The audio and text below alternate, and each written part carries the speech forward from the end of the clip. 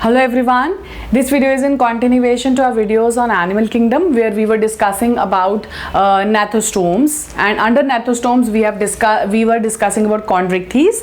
In the last part 1, we have discussed about the general features, or you can say unique features about chondrichthyes, and plus we have discussed a few systems. In this we are going to in the previous video we have discussed digestive, respiratory, excretory and circulatory system. In this video we'll be talking about the first system, that's the nervous system. And as we have discussed in the general characters, the nervous system of gnathostomes, they have 10 to 12 pair of cranial nerves, that means the nerves which arise from the brain. Plus here under chondrichthyes they specifically have a large cerebellum and olfactory lobes. Cerebellum for basically large cerebellum for maintaining balance, and olfactory lobes for the sense of smell. So cerebellum basically is responsible for maintaining body's balance. So they have a large cerebellum, plus they have semicircular canals in inner ear, and also they have certain sensory receptors which help them to balance inside water. So under nervous system, these are the characteristic features. Next is, the next type of system, or under nervous system only, the sense organs.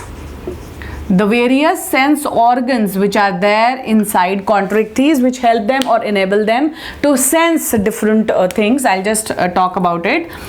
The first one is that in inner ear they have 3 semicircular canals, and when we have discussed about gnathostomes, they had only 2 semicircular canals. So in gnathostomes or chondrichthyes, they have 3 semicircular canals here, plus they have organs.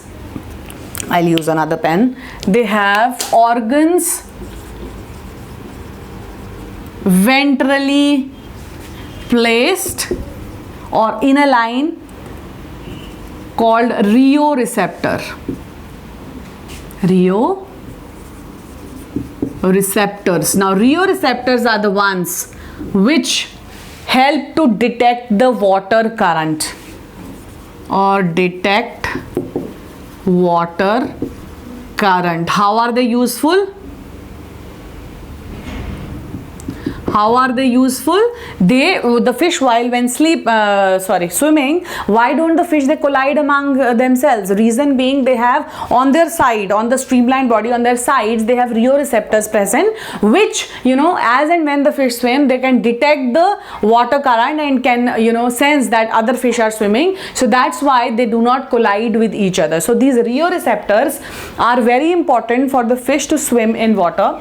Plus they have a structure, chondrichthyes specifically, ampulla of Lorenzini. Ampulla of Lorenzini, it's a thermoreceptor. It's a thermoreceptor present at the snout. Snout is, if I make this diagram, so this part here, it's the mouth, this part is the snout.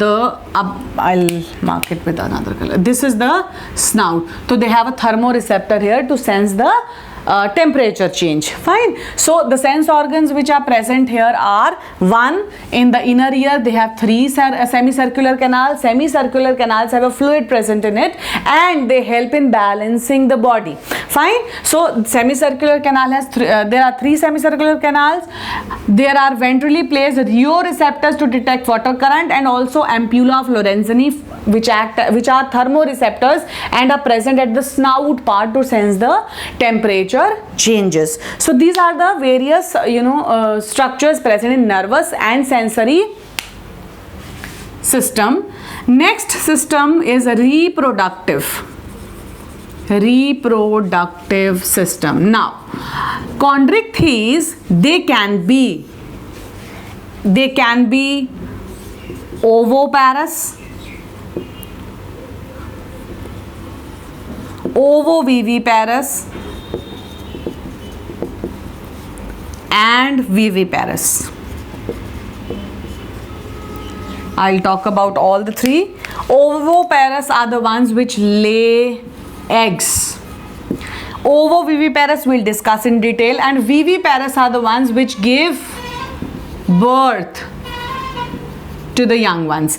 Ovoviviparous are the ones where eggs are present inside body, they hatch there, then baby comes out.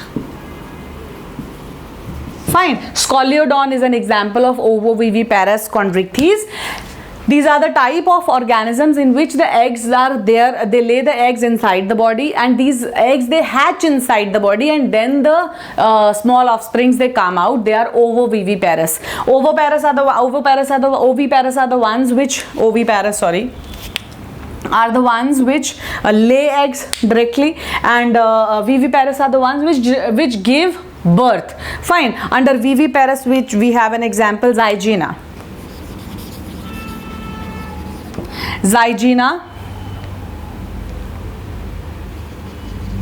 Zygena is a type of chondrichthyes fish which is viviparous. Ovoviviparous example is Scoliodon, and oviparous is there wherein they lay eggs. So these are the different type of fish on the basis of their reproductive system. After this, we have distinction according to the body shape. According to the body shape. Now I'll just make a line here. Okay. According to the body shape, chondrichthyes can be divided into sharks and rays. Fine. Sharks and rays. Now, on the basis of body shape, some of the chondrichthyes which are sharks, they are laterally compressed. Their body is laterally compressed, whereas the rays, they have dorso-ventrally compressed body. So under sharks, the body is laterally compressed. Fine. And rays, the body is dorso-ventrally compressed. Now, if we make the diagram, it will be more clear to us. Sharks, we have already made the diagram, so I'll just make a rough diagram again, wherein we have the shark. This is a ventral mouth, the shark, the dorsal fin, the small dorsal fin, and we have the caudal fin. We have the gill slits here and the spiracle. Here we have the eye, ventral fin. Fine. So this is the structure. So it is laterally compressed. Dorso-ventrally compressed, if we make the structure of a ray, we will see that it has this type of a structure wherein,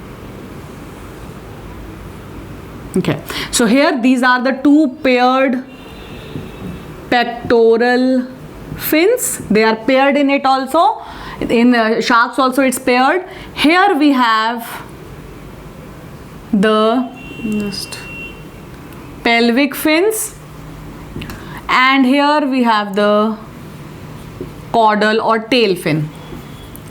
Fine. And the eyes are here. Here we have the eyes. Under eyes are these rounded. Here also, if I make, okay, so this is the spiracle and the gill slits. The first reduced gill slit is the spiracle.